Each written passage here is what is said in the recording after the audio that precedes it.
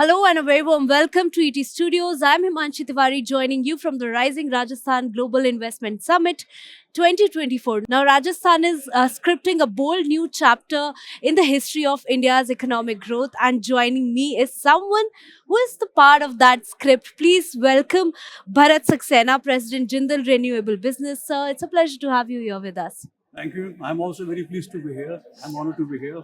Sir, how do you see this summit playing a role in Rajasthan's investment environment? What do you see? Like, what opportunities are going to come to Rajasthan now after this summit? I think Rajasthan itself is a state which is of utmost importance to India. It has the biggest space, biggest land bank available with them.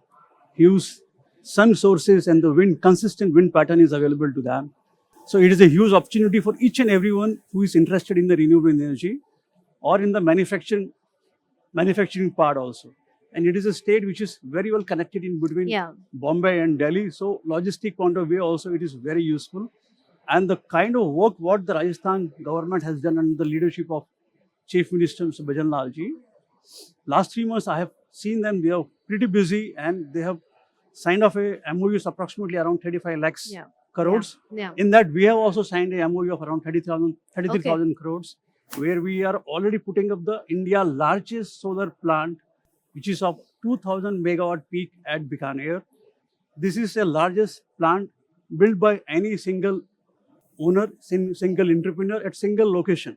This is Wow. going to be the largest plant in India. All right.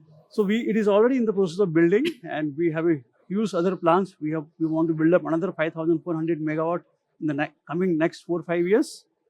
And this company basically is developing solar more and more and wind, solar plus wind more, to see that we convert a lot of fossil fuel of our steel projects, which is in Raigad and Odisha, into a renewable energy.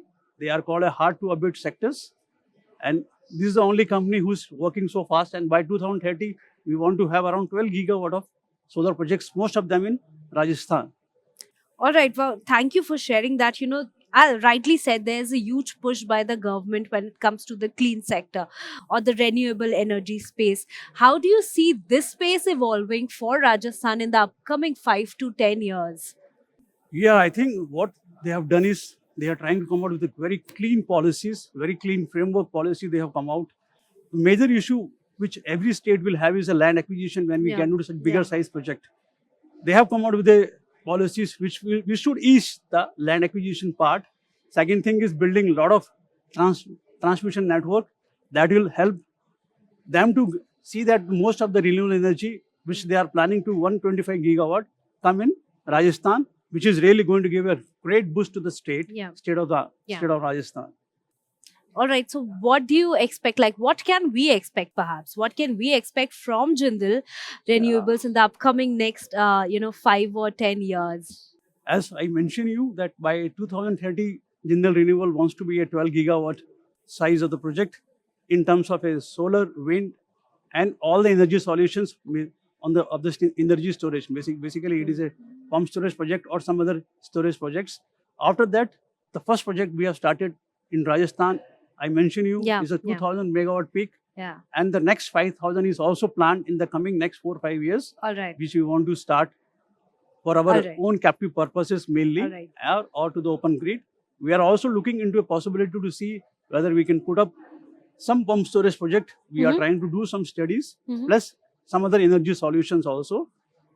And along with that, we have already planned to start 2 gigawatt of solar module factory and have some plans on solar cells, depending on how the support is coming up and Yeah. how we are proceeding actually. So, what support do you need from the government? Very important, the MOUs are signed, the implementation should start very effectively within no time, because the kind of support as on date we have got from the state, I'm expecting the same positive approach or aggressive approach, so that those all projects, whatever you have discussed, this stall implementation also, All and right. they have the single window, what they have promised, if that should work.